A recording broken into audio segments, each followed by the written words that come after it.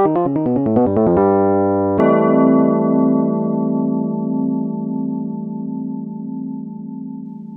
folks, Lawrence from Ogden Photographics on the road here. Hey, I usually share mostly photography and video and drone footage from my travels around the country, but today I wanted to do something a little bit different and share with you experience I've had with resurfacing a vintage old Griswold cast iron skillet. It's been a lot of fun, and I thought I would show you some tips and techniques that I learned about how to get these old pans back up and running again.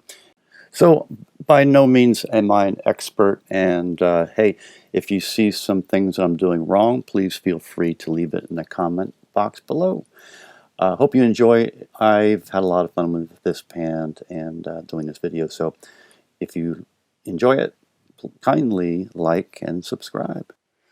By the way, the image you are looking at is actually an old iron ore mill or plant up on the Upper Peninsula of Michigan, so I thought that would be apropos. Anyway, thanks guys.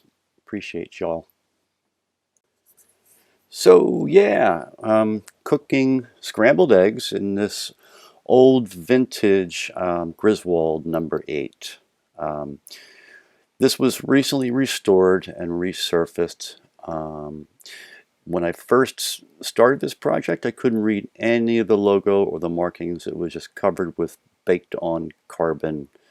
This may have been used commercially, I don't know. So there's a number 8, small block Griswold logo with a 704T, I believe that is.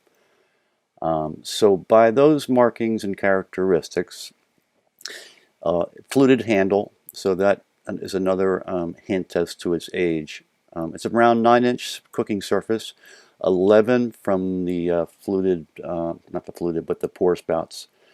So the best I could figure looking online, it's a early 1950s. So what, it's almost 70 years old or something. Can you imagine having a pan that long? Teflon or any of these new non-stick surfaces. In any case, this guy's a beauty. It was a lot of work to restore it, and I will talk about that a little bit at the end of this video if you're interested. So without further ado, we're going to cook up some eggs. Okay, so on to the recipe. I tell you what, it's nothing earth-shattering. It's pretty basic. I got this little recipe from a guy named what was his name? Cowboy Kent Rollins. Anyway, so you use a little teaspoon, tablespoonful of mayonnaise, bottom of the pan, a bowl, and add a little bit of milk. Now the heavier you use is better. This is 2%, which will work. Whole would be better. Even a light cream I think would be great. So you want to mix this up completely before you add the eggs. You just want to make it as smooth you know, as you can. So mix it up real well. If I had a whisk, it would work a lot better, but I don't have one. I gotta invest in one of those. And that's pretty much it. And then get it nice and smooth, like I said. And we're gonna add eggs. This is a recipe for 2 eggs. Obviously you can use more ingredients accordingly. So this is for 2 eggs. And we want to mix these up as smooth as you can. If I had a whisk, it would be easier, but here we go. So just, you know, do your thing and get them smooth. You want them to get aerated a little bit, you know, so get some air in there, and you'll have light, fluffy, moist, beautiful scrambled eggs when we're done, hopefully. So that should do it. On to the next step. Okay, so we just need to heat up the pan, get it nice and warm. Sort of a medium to medium low heat is good. These pans are so great at maintaining their heat, that iron. So we're going to use about a silver dollar size of light olive oil is what I'm using here. Others like other oils, but I like olive oil. And about that much butter. Maybe that's a bit too much, but hey, cholesterol, molesterol, you know. So the pan's heating up. We want to coat the bottom of the pan, the sides, you know, along the corner of the edge there. Just want to get that covered with that oil, beautiful oil and butter mixture. So the pan is nice and hot. I'm going to whip up these eggs a little bit more before I drop them in. And just pour them in and let them sit there. We're not going to start scrambling or doing anything to them. Just going to get them used to that medium warm pan. When it starts to firm up around the outside edge is when you start manipulating with a spatula, like a plastic or wood. I'm going to add a little bit of salt and pepper. Again, I am not a cook, so I'm just going on the fly. You can use any recipe you like, cheese, you know, tomatoes, whatever you'd like. A little bit of onion would be nice. So in any case, you can see that they're starting to firm up on the edge, and I'm going to do this kind of folding method, pushing in towards the center, as opposed to scrambling them aggressively or vigorously. That's how I like them, more folded instead of scrambled. And it looks like it's doing pretty well. Nothing is sticking.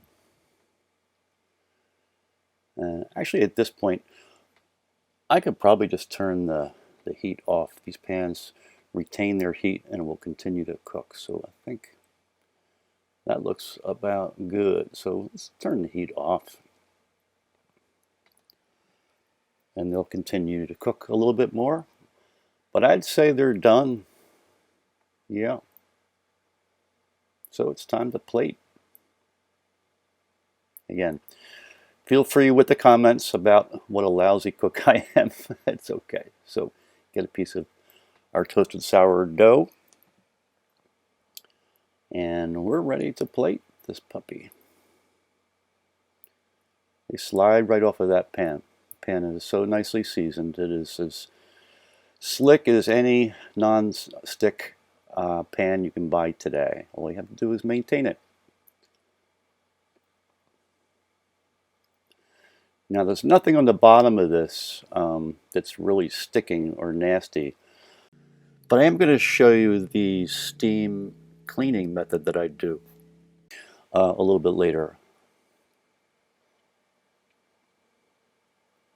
I think these are ready to go. Oh, they look delicious. And they are delicious. One little bite. Yeah, so that's how I do it. I could have just wiped this pan out. It would have been good to go, but I'm going to show you the hot on hot method. So let me get back to you in a minute with that. So as you can see, this pan wiped out pretty clean. There's a little bit of residue at the bottom. So I'm going to go ahead and use the hot on hot method. It kind of creates a steam. And, you know, never cold on hot or never hot on cold. You know, you can ruin your pan. So you got to be careful of that. So we're going to get this pan warmed up. I've got hot water in the kettle there. That'll be plenty enough. So let's get this guy warm. You don't have to do this every time. I could have just re-seasoned this a little bit with some olive oil and be good to go. But the hot on hot method really will take out any cooked on food particles or what have you. So this pan is nice and hot. It's hot enough to have to hold it with a rag. And I've got hot water in this kettle here. And you simply put the hot water in a hot pan and it creates the steam, as you can see. It's a lot of steam. And then just scrub it out gently with a soft scrubby, whatever you have handy. If you had really stuck on stuff, you could use something a bit more aggressive. But in this case, it's all really doing is wiping it out. The steam, the hot water is doing all the work. There you go. I'm going to do all the sides, all the surfaces, the back. You never use soap and hot water it just will break down your oil base, your seasoned base. So this is the most aggressive cleaning that I ever do. And it works like a charm. Just a soft brush. That should do it. And what I'm going to do is wipe it out. Get as much moisture out of it as I can. And I will reheat this pan to warm again to apply the final thin coating of a light olive oil for storage. And that way it'll be ready for next time. So this is going back onto the stove for a bit. Okay, so this pan is hot. I heated it up, not crazy hot. You don't want to cook oil, but it's warm to the touch, obviously. And you put in just a bit of olive oil. I use a light olive oil for the storage seasoning technique. You want to keep it very thin, though. I put in a generous amount here, so I'm going to have to carefully wipe this down a bit. I'm going to coat all the surfaces, the back, the sides.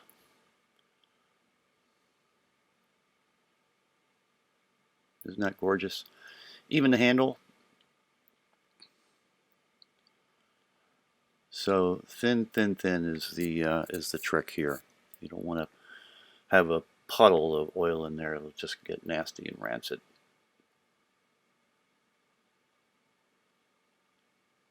So that should do it.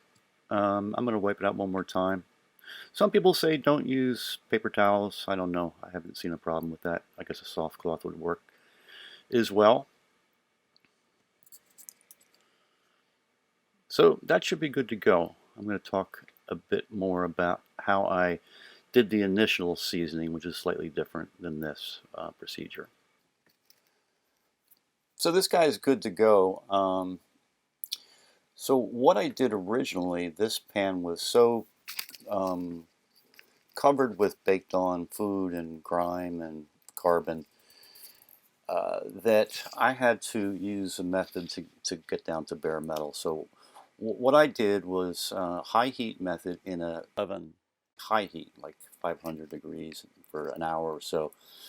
And that helped to break down a lot of the carbon, and I was able to sort of just scrape it off. It sort of turns to powder.